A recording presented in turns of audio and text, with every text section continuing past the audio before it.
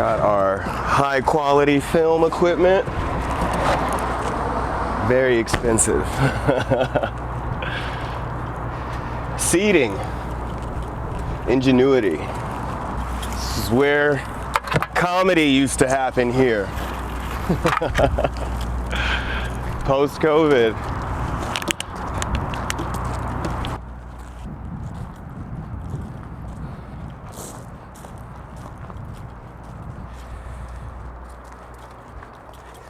Right, here we are. Yeah. In the fabled parking lot. Yeah. The illustrious Tory Ward. Mic's on? Cool.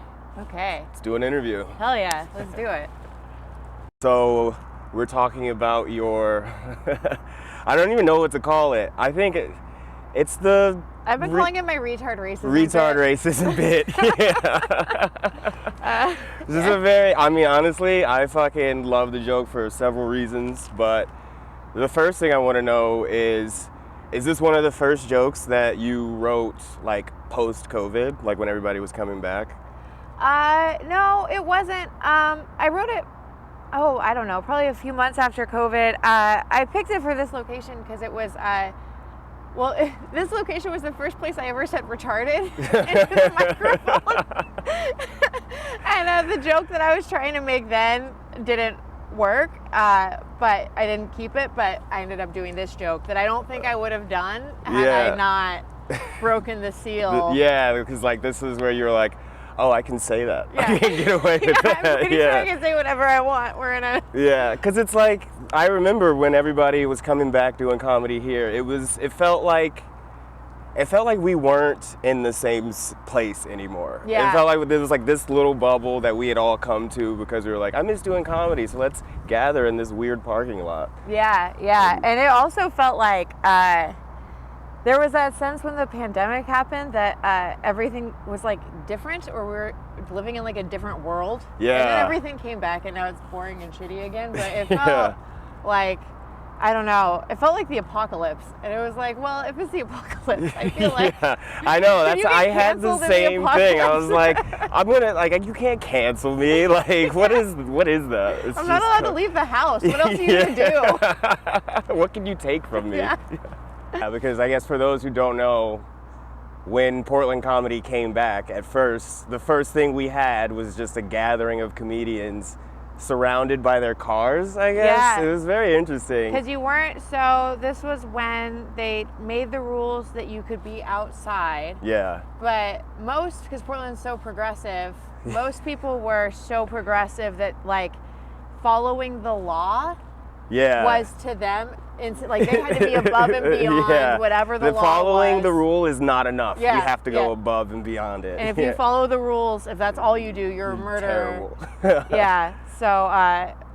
So you could be outside. So we were all outside, or in their cars. Yeah. And then people did comedy into what is that called? Like a transmitter that went through people's radios? Yeah, oh, that's right. It was going through people's radios, and then you would honk for laughter. That was so weird, getting used to like not hearing laughs. Yeah. I mean, I guess not all the time. Sometimes I don't hear laughs. Flashes of the... Oh, yeah. I feel like that made me a little bit more brazen on stage, too, because I felt like I was doing comedy to cars. Yeah, so you're like, there's nobody here. I'm just am I going to walk a car? Yeah. So, with this joke, when you were first started doing it, was it something, like, did you feel apprehensive about it? Or did, like, the first time you did it, did you just go straight into it? I felt apprehensive about it. The first time I did it was at the Helium open mic, and... I felt, actually no, that's not true. The first time I did it was at Midnight Mic, which is at Funhouse, close to here. And you know, it's late, everybody's drunk, it's mostly comics. Yeah. And we've been going there for so long that it feels like our stomping grounds. Yeah, that's true. I feel the same way at Midnight Mic. I'm like, I can say whatever I want. There's definitely nothing anyone can say. So yeah, how did it go when you did it the first time? Did people love it? Yeah, it worked. The line about the... that's what easy for a neurotypical person to say. Yeah. That worked really well. And then I did it at High Dive, which was another kind of low risk room. And then I did it at Helium, and I had just gotten hired there, and I had a little bit of like, I asked Nick, the manager, if I could say retarded, and he said yes, and I was like, well, once you could come at me. He said it's fine. He gave you the okay. So, with this joke, have you changed it at all since you've been doing it to make it like either more or less hard hitting?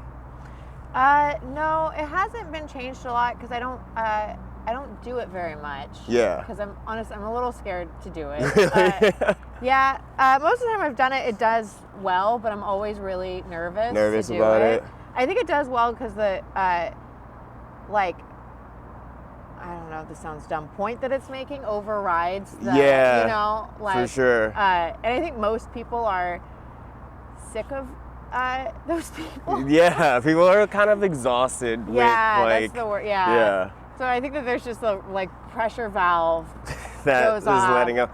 I've noticed that. Like I have a joke like that. It's about kind of like homelessness in Portland, and I'm also like, don't do it as much as I would like to because it works really well. But then you're like, is this the crowd for this? Because I've had, just depending on the type of people in the audience, sometimes they fucking love it, and then sometimes it's like silence. Yeah. And then, so have you had any like negative reactions or like experiences where people are mad at you? Okay, so yes, but the first thing that happened that wasn't somebody getting mad at me, it was more bothersome, was one time nobody laughed, they clapped, and then somebody yelled out, "Good point!" And I was like, I'm gonna go kill myself. That is, all right, yeah, that's way worse than somebody getting here like, that's not why I'm doing this, fuck. And then I got off stage and Cam Strong was like, "Hey, a lot of good points up there." A lot of good points. Damn. It's like, fuck. You. With this joke, has it given you more confidence in being able to like say or write true to your feelings? Like being like, oh, you know what? I might as well at least just say what's on my mind. Yeah, yeah, I think so. I feel like the fact that it's worked kind of feels like a challenge a little bit, Mm-hmm. where most of my jokes are about sex and dating because it's like very kind of safe grounds, and this working feels like a challenge to, like, no, this is the direction you need to go in. Like, you need to say what you think, and don't Say be afraid what's of your on your jokes, mind. and don't be afraid of the audience. Yeah. And yeah, but it's hard because I feel like this one, like, if the next one might not. Right. Yeah, but at least you tried. Yeah. Because that's why I was like, it's interesting to pick this joke and how it ties in with COVID, because I was like, I feel like a lot of people realize that, oh, comedy can get taken away from you, and it did, so you might as well just say what's on your mind. Like, who cares? Like, you can't get canceled. We kind of did get canceled, but not for what we were saying anyway. Right, so yeah.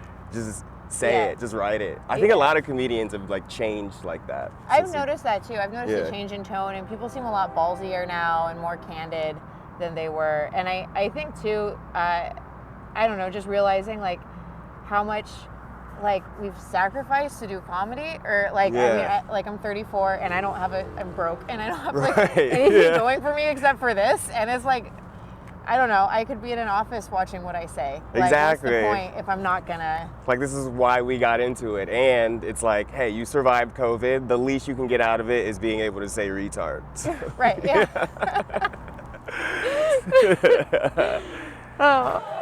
Okay. This might be too much for you guys. Isn't it crazy how everybody's autistic all of a sudden? Have you guys noticed? Doesn't it seem like everybody's got like autism or like ADD or something? Isn't it crazy? Like, it's weird. It almost seems like a competition for like who's got the most weird stuff. You know what I mean? Like, living in Portland, I thought everybody was avoiding eye contact because they're cunts. And I think it's just because they're trying to prove something, you know? I think... Does it seem like maybe everybody got like autistic right around the time Black Lives Matter happened? Does it seem like we all got like real woke and like kind of retarded at the same time? Does it seem... Do you think it was a coincidence that it was like right around the time they were like, white people need to listen, that we were like, yeah, that's easy for a neurotypical person to say?